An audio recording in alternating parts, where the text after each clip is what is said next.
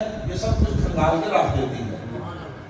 جب جمع مؤنث ہو تو اس میں صرف عورتیں ہوتی ہیں، جب جمع مذکر ہو تو دونوں امکانات ہیں، صرف مذکر ہوں گے یا مذکر اور مؤنث مکس ہوں گے، یعنی مرد و خواتین دونوں ہوں گے یا صرف مرد ہوں گے جمع مذکر میں۔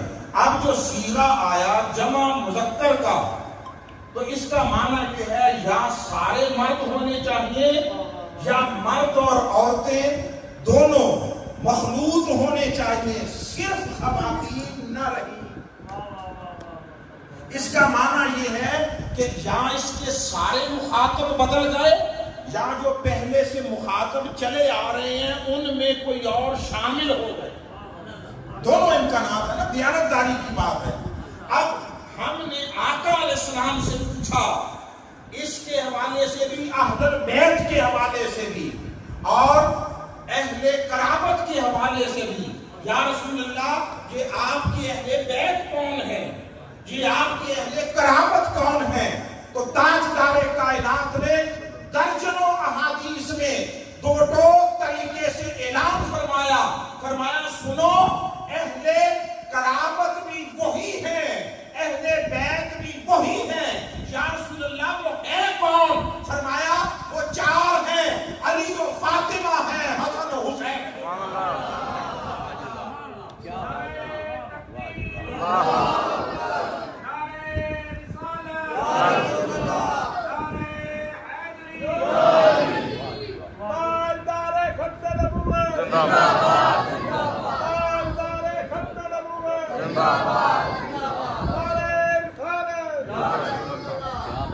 یہ آقا علیہ السلام نے تعین فرما دی۔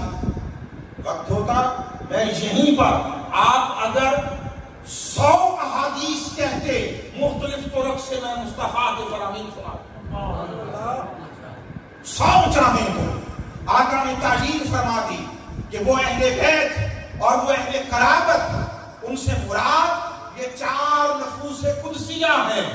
میں پھر دوہرا رہا ہوں، اپنی سعادت مندی کے لیے وہ علی و فاطمہ ہیں، وہ حسن و حسین ہیں علیہ السلام۔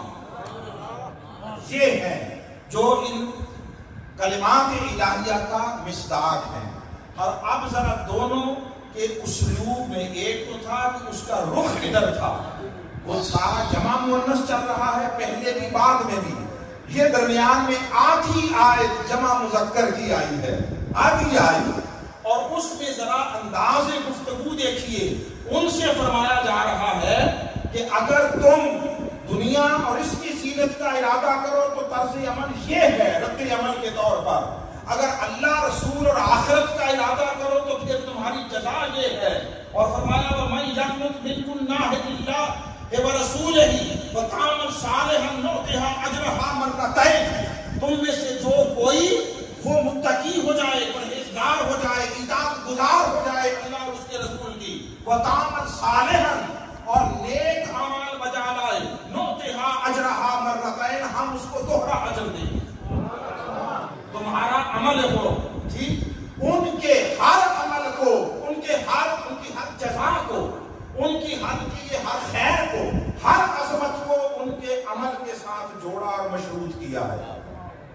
سادہ لفظوں میں یہ ان سے لے کر ہم تک سب کے لیے ضابطہ ہے کہ تم میں سے جو کوئی تقویٰ پانا چاہے، جو کوئی اللہ کی رضا پانا چاہے، جو کوئی پاکیزگی پانا چاہے، طہارت پانا چاہے تو اللہ کی عبادت کرے، اطاعت کرے، خدا اور رسول کی نیکی کو اپنائے، عبادت کو اپنائے۔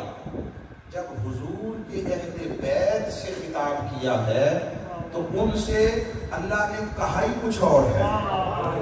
سب سے کہتا ہے پاک ہونا چاہتے ہو تو اچھا عمل کرو، جتنا اچھا عمل کرو گے اتنے زیادہ پاک اور طیب و طاہر ہو جاؤ گے اپنے عمل سے۔ یعنی پاکیزگی اور طہارت کو ہر کسی کے عمل سے مشروط کیا، مگر جب اہل بیت مصطفیٰ کی باری آئی تو نہیں فرمایا جتنا نیک عمل کرو گے اتنی طہارت پاؤ گے، فرمایا نہیں، باقیوں کی طہارت ان کے عمل سے منسلک ہے، تمہاری طہارت تمہارے عمل سے نہیں، میرے ارادے اور میری قدرت سے منسلک واسطے مانا یہ ہے باقی ہر کوئی خود پاک ہوگا جتنا چاہے، تمہیں خود نہیں میں پاک کروں گا، میں پاک کروں گا۔